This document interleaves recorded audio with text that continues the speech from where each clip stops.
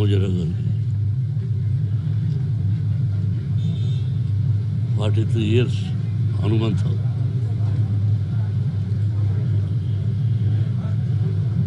ఆయన అప్పుడప్పుడు ఫోన్ చేసి మాట్లాడేవాడిని, పర్సనల్గా వచ్చి కలిసేవాడిని. కలిసినప్పుడల్లా ఎన్నో మంచి విషయాలు చెప్పి ఎలా ఉండాలి ఏమిటి సొసైటీ. నేను ప్రజల మనిషిని, ప్రజల కోసమే బతుకుతున్నాను. ప్రజల కష్ట సుఖాలు తెలుసుకొని నా వంతు నేను ఏం చేయగలను అని ఎప్పుడు చెప్తుండేవారు. నేను ఎప్పుడు కలిసినా దాదాపు 2 గంటల వరకు నన్ను కదలించేవారు కదా. రండి, నేను ఎప్పుడైనా చనిపోతే నా సమాధి ఉంది చూతురు అనేవారు. ఏమండి, నిన్ను ప్రకటించడానికి వచ్చాను కానీ మీ సమాధి నేను ఎందుకు చూడాలి, మీరు బాగుండాలండి అంటే. ఎందుకు మీరు ధైర్యస్తులు కదా, ఎందుకు అది పిరియతనంగా ఉంటారు, రండి నేను ఎన్నోసార్లు పిలిచిన రాను సార్ అని చెప్పడం జరిగింది. ఆయన లోటు మా కుటుంబానికి కాదు, యావత్ ప్రపంచానికి తీరని లోటు. ఇది సామాన్యమైన విషయం కాదు. ఈ స్టూడియో ఒక్కరి వల్ల అయ్యే పని కాదు. ఒక్కరిది ఓన్లీ వన్ మ్యాన్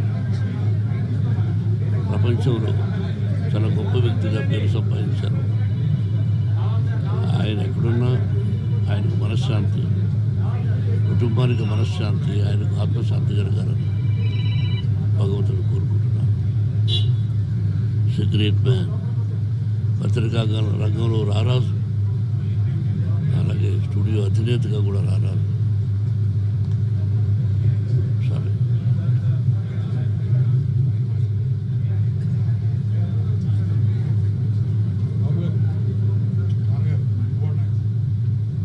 మా జనరేషన్కి మేమందరం చిన్నపిల్లలు, పెద్ద పెద్ద నటీనటుల ముందు మాకు ఒక లెజెండ్, మా ముందు జనరేషన్ కూడా, మా ముందు తరానికి కూడా ఒక మహానుభావుడు అని అందరూ చెప్పే వ్యక్తి రామోజీరావు గారు. మేమందరం ఎంతో నేర్చుకున్నాం. ఆయన వేసిన బాట ఇంకా ఎన్నో జనరేషన్స్ కూడా అది పాటిస్తూ ఉంటారు. ఈరోజు రామోజీరావు గారు పోయిన దానికి ఆ లోటు ఒక తెలుగు రాష్ట్రానికే కాదు, యావత్ భారతదేశం గర్వించదగ్గ ఒక మీడియా బ్యారన్, ఒక వండర్ఫుల్ హ్యూమన్ బీయింగ్ మనం అందరం కోల్పోయాం. మా మొత్తం తెలుగు ఫిలిం ఇండస్ట్రీ అంతా మేమందరం ఒక మహానుభావుని కోల్పోయాం. రామోజీరావు గారు అంటేనే నాకు, నా ప్రకారం, ఒక అక్షరాకాశం, ఒక స్ఫూర్తి శిఖరం, విలువల జలపాతం. పైనుండి ఆ విలువలు ప్రవహిస్తూ ఉంటాయి. ఎన్ని సంస్థలు ఉన్నాయో, ఎంతమంది వ్యక్తులు ఉన్నారో, అందరిలోనూ రామోజీరావు గారికి ఉన్న దీక్ష, పట్టుదల, అంకిత భావం, ఆ ఏకాగ్రత అన్నీ కూడా పైనుంచి ప్రవహించాయి. ఆ లక్షణాలు, ఆ గుణాలన్నీ కూడా రామోజీరావు గారి నుంచి అన్ని సంస్థలోని అంతమంది ఉద్యోగులకు ప్రవహించాయి. అట్లాగే ఎన్ని వ్యాపారాలు చేసినా మానవీయ కోణం మాత్రం మరవలేదు, వదలలేదు. అట్లాగే వ్యాపారాలతో పాటు, విజయాలతో పాటు, ఆ విజయాల వెనకాల ఉన్న విలువల్ని మనం ఎప్పుడూ గుర్తించాలి, గుర్తుపెట్టుకోవాలి. అవే మన అందరికీ ఆదర్శం. రామోజీ గారి కార్యక్రమాల్లో ఒక కార్యక్రమంలో నేను భాగస్తున్నందుకు ఎంతో గర్వపడుతుంటాను. ఆయన చూపించిన దారిలో ఆయన ఆదర్శంగా తీసుకొని, ఆయన స్ఫూర్తిగా ప్రేరణగా తీసుకొని మరెంతో మంది ముందుకెళ్ళాలని, ఆయన తెలుగు భాష ఆత్మవిశ్వాసానికి ప్రతీక అని, ఆత్మవిశ్వాస పతాకాన్ని ప్రపంచవ్యాప్తంగా ఎగరేసిన గొప్ప ధీరుడని చెప్పేసి మనస్ఫూర్తిగా తెలియచేసుకుంటూ, ఆయన సంస్థలో ఒక భాగస్తుని, ఒక భాగస్వామిని అయినందుకు ఎంతో గర్వపడుతున్నాను.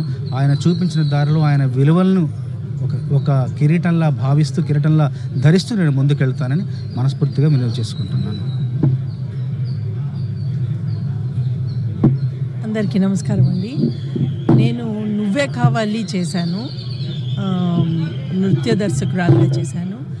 నాలోని దర్శకురాల్ని గుర్తించింది మొట్టమొదట రామోజీరావు గారు. ఆయనతోటి 3 గంటల సేపు కూర్చుని కథ చెప్పి నేను ఒక క్షణంలో భయపడ్డాను ఆయనకి చెప్పడానికి. అప్పుడు ఆయన ఎంతో హ్యూమరస్గా, ఏమ్మా నన్ను బుర్కా వేసుకోమంటావా, భయపడకుండా ఉంటావు నువ్వు అని అన్నారు. అన్న తర్వాత అలా కూల్ డౌన్ చేసిన తర్వాత కథ చెప్పడం జరిగిందండి. అలాంటి వ్యక్తిని పోగొట్టుకున్నందుకు చాలా బాధేస్తుంది.